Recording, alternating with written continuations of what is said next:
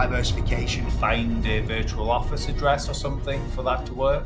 The biggest on-page factor that there is as many different places as possible. All the important information with regards to semantic triples on the page. You can mention important entities that Google know is based in that location as well. Near me keywords are huge, and a lot of people just don't put them in the content. Here's the name of the business and here's some same as schema, which does help, but it's making certain that you're properly filling in the description of what the page is about. And a lot of people don't put them in at all, and it's quite sad to see, to be fair. However,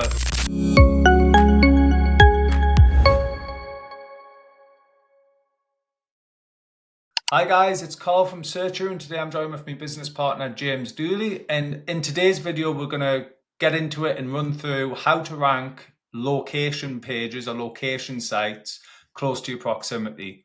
So James, obviously you are a bit of a rank and rent expert.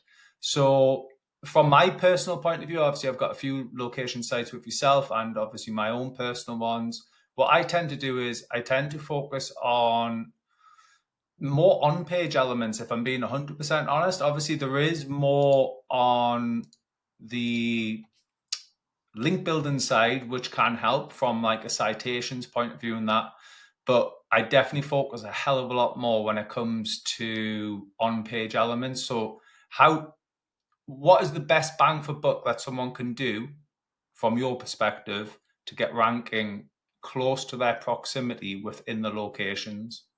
So obviously there is different elements. So there is on-page and off-page.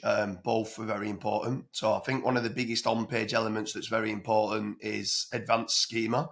So trying to have schema as high up the HTML code as you can. So having it in the header and having it not just in the header, but as high up within the header as it can be. Then when I'm on that, is that because of the whole 40 kilobyte crawl that Google will initially, like the initial pass, you kind of wanted to read the schema almost like straight away? Yeah, exactly that. So obviously, in my opinion, the biggest on-page factor that there is a title tag. So you want your title tag in your header to be as high up as it can be.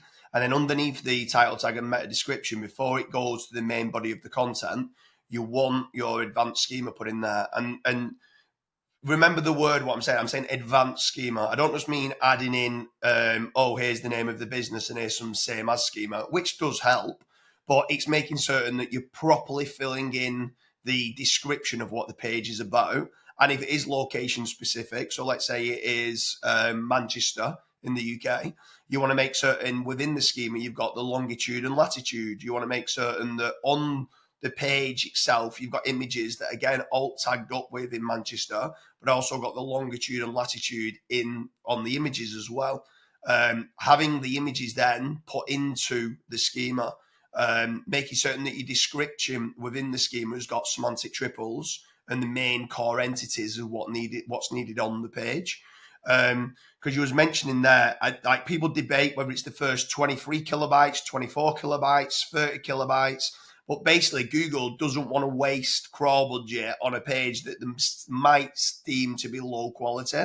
So they're only going to crawl X amount of kilobytes on your page. So you want to make certain all the stuff high up in your HTML code of what they're crawling has got the most important attributes for you to try to rank in local. I know what a lot of people do at the moment, especially like people watching this, they'll probably just be using something like Rank Math or Yoast. But yes, they're great tools and they will get it in there. But the problem sometimes relying on these tools is if your header's got loads of code in, like script code, analytics code, all of this sort of stuff, it's going to parse it, but it's going to parse it like towards the bottom of the code, right? So you ideally want to like come up with a script that I know we've created recently, or get a developer to work with yourself to make sure it kind of goes meta title, description, and then your schema straight away.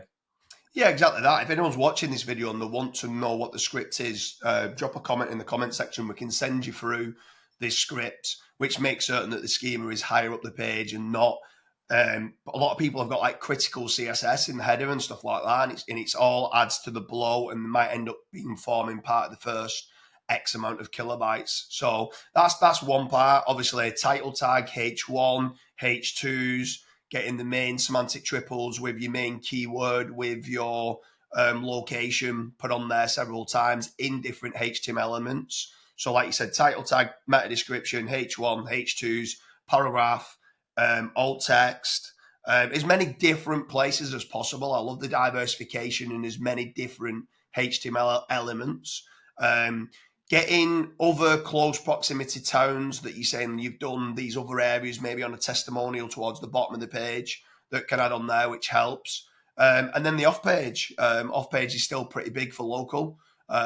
Trying to make certain that you're getting location specific links. So if it is, let's say, I give the example of Manchester, could you go and get yourself a link in Manchester Evening News or a Manchester specific page that's very, very relevant to the location? If you can get links on those type of pages, it massively helps there in ranking as well. A really good example of that is I used to many years ago help out a guy who had a offers, but he offers website in Newcastle, and one of the links we managed to get him at that time was the Chronicle, which is like quite a big newspaper in the Newcastle area. I'm not sure if it's elsewhere. Anyway, that one link is, and he also got a link from the NUFC website. Those two links, literally, he went number one, and I think he was number one for about 7 years until he stopped doing the a laser teeth whitening offer. Obviously, they don't do that anymore, I don't think.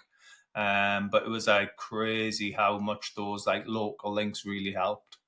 Yeah, there's also other things like citations that help quite a lot. If you've got a social fortress, so that's like your brand with tumblr.com, brand with weebly.com, brand with rebelmouse.com and stuff like that. If you could create articles on there, like medium.com and LinkedIn Pulse are working great as part of the social fortress. That if you could go and get articles put on there, which are very relevant, let's say it's carpet cleaning in Manchester, go and get an article that's written on those places as well.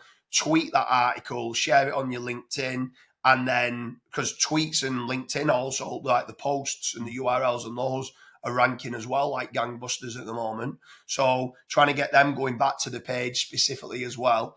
That works very well from an off-page perspective. Just trying to line up the relevance as much as you can, get the longitude, latitude, schema, all the important information with regards to semantic triples on the page, relevant close proximity kind of links as well. Would you say that if, let's say, they're a local business in the sense that, it's a local page, not necessarily a local business, however, it's a national business and they will work in that area, would you say it's still quite vital for them to add some type of location or longitude and latitude schema? And would that be based off the town that they're going to be working in? Or would you say they have to find a virtual office address or something for that to work? I mean, GMBs work great in proximity. So if you're in Manchester and you can get a GMB in Manchester, that's going to be the holy grail and it's going to work really well. Obviously, if you've got then the GMB and got an address, you can get all the citations specifically to Manchester. But if you've got a nationwide company, let's say they do, we'll keep it to carpet cleaning. So they go and do it in Manchester, in London, in Newcastle, in Bristol, and in Essex. And they want to have different location pages for that because your Bristol page isn't going to rank well for Essex and your Essex page isn't going to rank well for Manchester. So you need a dedicated page for each location.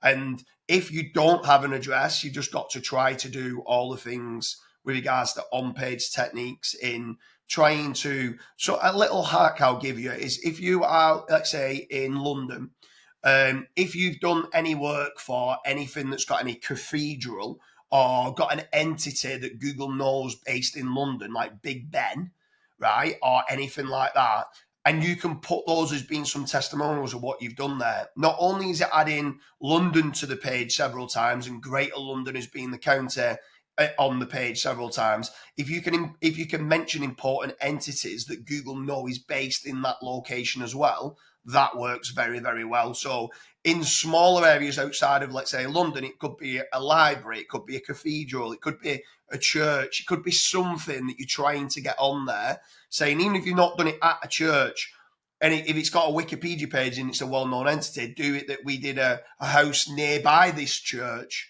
and just get the mentions on there, and those entities also add towards the proximity and the location page. I'd say I've got two more tips and tricks as well, more of a on-page element that I've been testing out quite a bit recently. So near me keywords are huge. and a lot of people just don't put them in the content because obviously when you read in the content, it doesn't really make sense. However, you're able to put that sort of stuff into the schema or meta description, image alt tags, image title tags.